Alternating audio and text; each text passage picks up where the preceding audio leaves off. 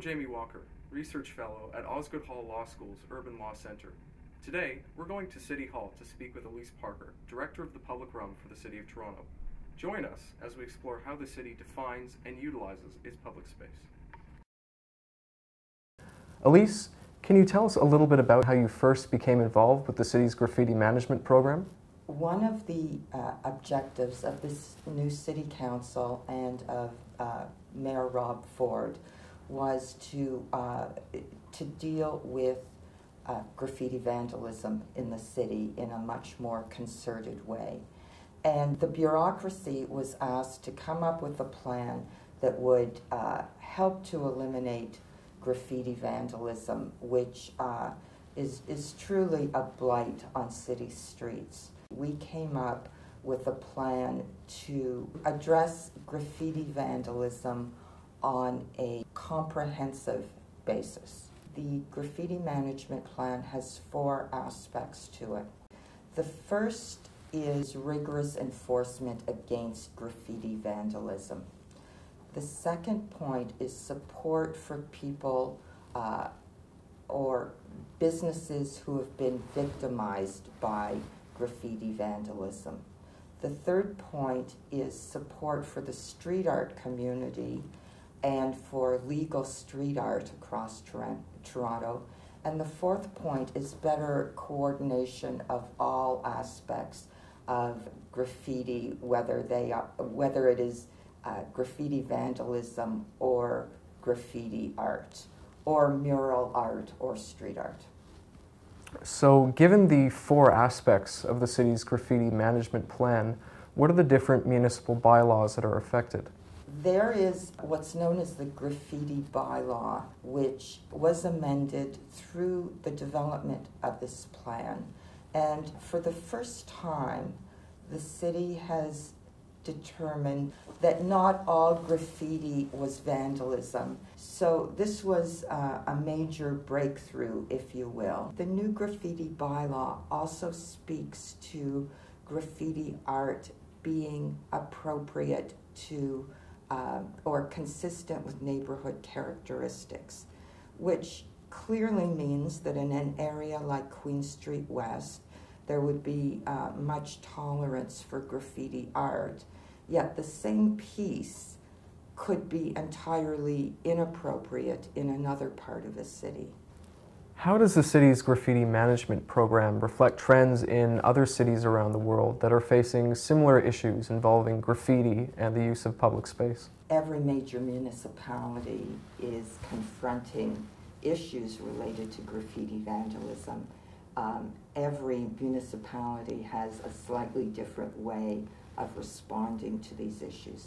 We looked at a number of things across many municipalities, including the extent to which any municipality was willing to pay to remove graffiti vandalism on private property. One of our most interesting pieces of research involved the matter of legal street art. And it was there that the model established in Philadelphia about 35 years ago through a program called the Philadelphia Mural Art Program became really important to us. Philadelphia itself has turned itself into a city that has great murals. And that program has turned into a major cultural institution in Philadelphia. It works with youth at risk. It works at people in the justice system.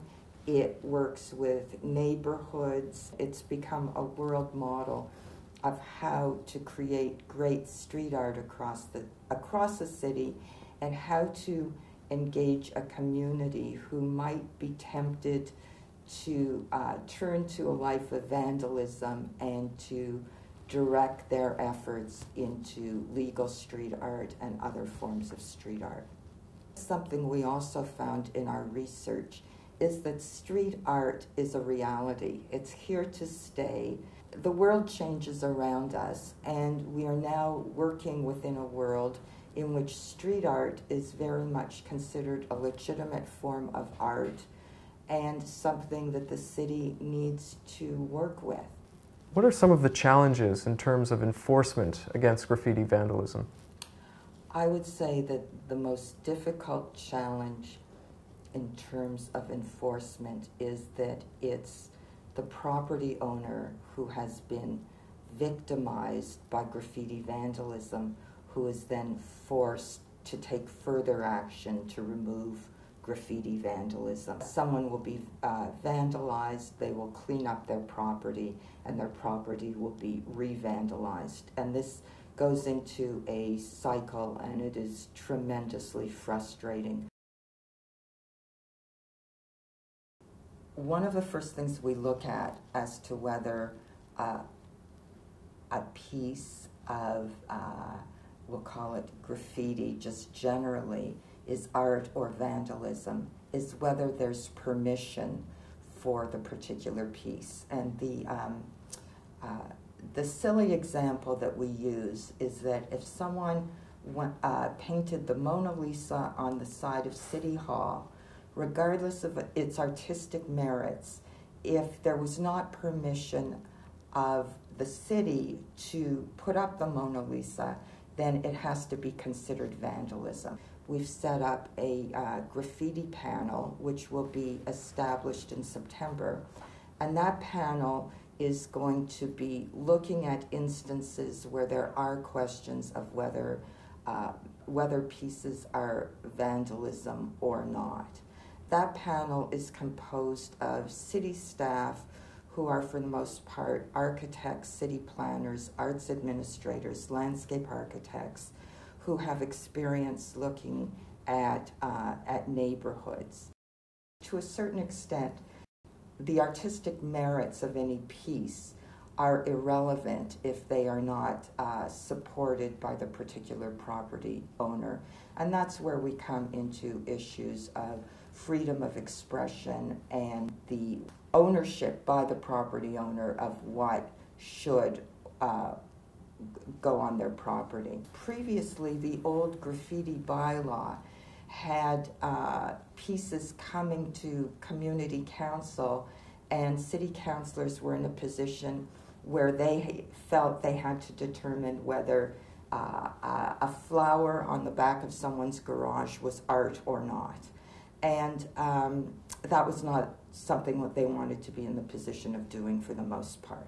We've also determined that tags and vandalism, even if they are condoned by the property owner, may not be supportive of the public interest, because tags and vandalism encourage more tags and vandalism. Elyse, I was wondering if you could touch briefly on the theory of broken windows, whose proponents may argue that street art, even in the form of public street art sanctioned by the city, may actually increase criminal activity in an area.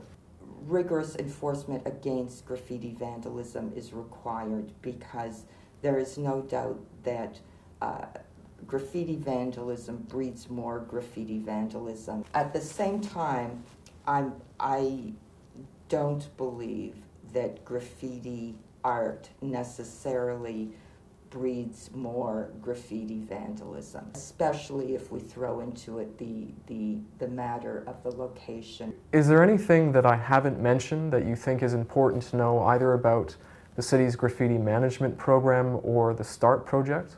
We have received enormous support from the graffiti arts community, and that's been one fantastic outcome of this work, that they have been so supportive of us. They have come out to Licensing and Standards Committee. They have been working with us to promote great street art in the city and to try and deal with graffiti vandalism. And this has reflected a change for many of the members of that community as well. Well, Elyse, it's been a pleasure speaking with you. Thank you so much for explaining more about the city's graffiti management program. Okay, thank you.